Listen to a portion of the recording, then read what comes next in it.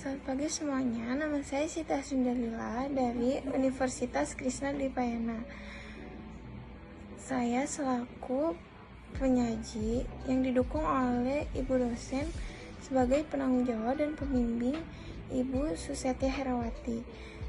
Jadi di video kali ini saya akan menjelaskan tentang mahasiswa anti korupsi yang berjudul Sikap Mahasiswa Terhadap Kasus Korupsi di Indonesia. Apa sih korupsi itu? Jadi, korupsi menurut hukum positif Undang-Undang Nomor 31 Tahun 1999, JO Undang-Undang Nomor 20 Tahun 2001 tentang pemberantasan tindak pidana korupsi.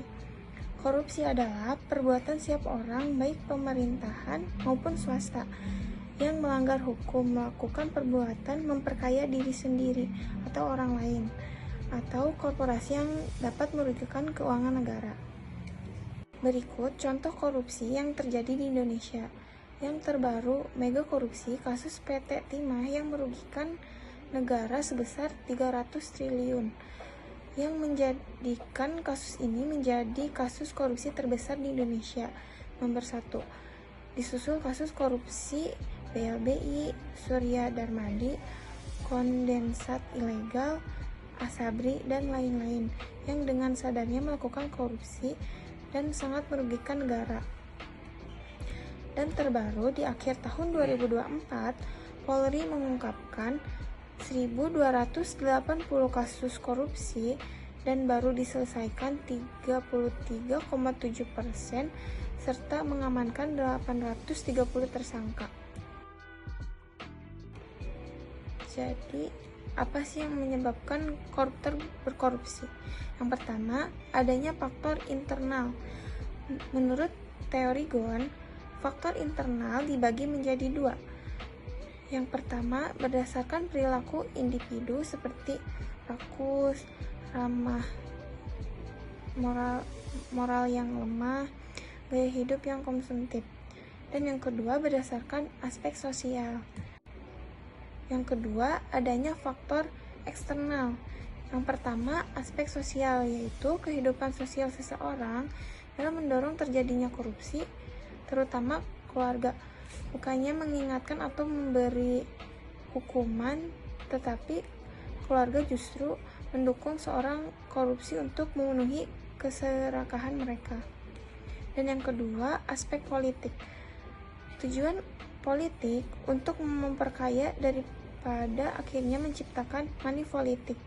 Dengan money politik, seseorang bisa menenangkan kontestasi dengan membeli suara atau menyogok pada pemilihan atau anggota-anggota politiknya.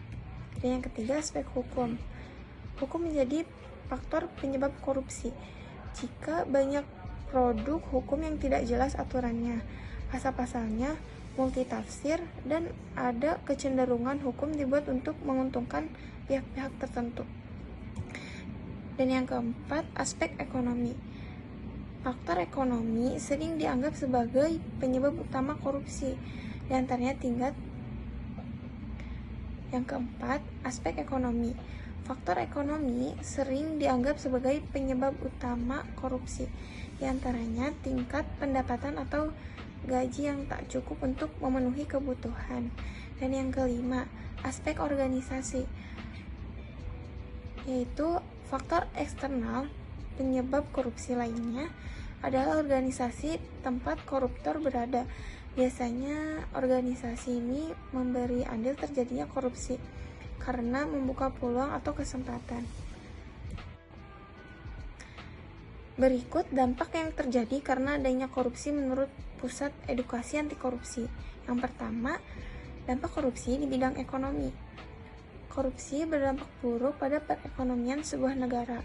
Salah satunya pertumbuhan ekonomi yang lambat akibat multiplier efek rendahnya tingkat investasi. Dan yang kedua, dampak korupsi dalam bidang kesehatan di masa pandemi COVID-19. Seperti beberapa tahun silam, korupsi di bidang kesehatan akan berasa dampaknya. Dan yang ketiga, dampak korupsi terhadap pembangunan. Salah satu satu, sektor yang paling banyak dikorupsi adalah pembangunan dan infrastruktur.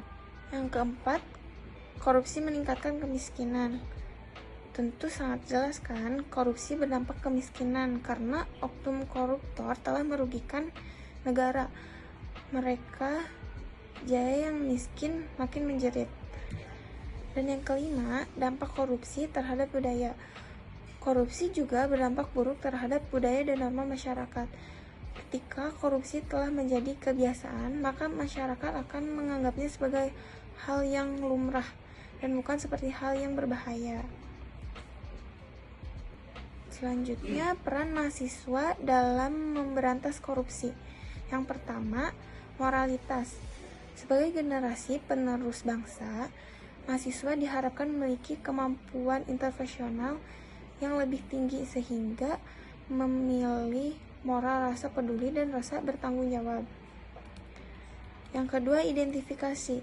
Mahasiswa fakultas tertentu, khususnya hukum dan ekonomi, kemampuan untuk mengidentifikasi dan menganalisa suatu tindakan korupsi.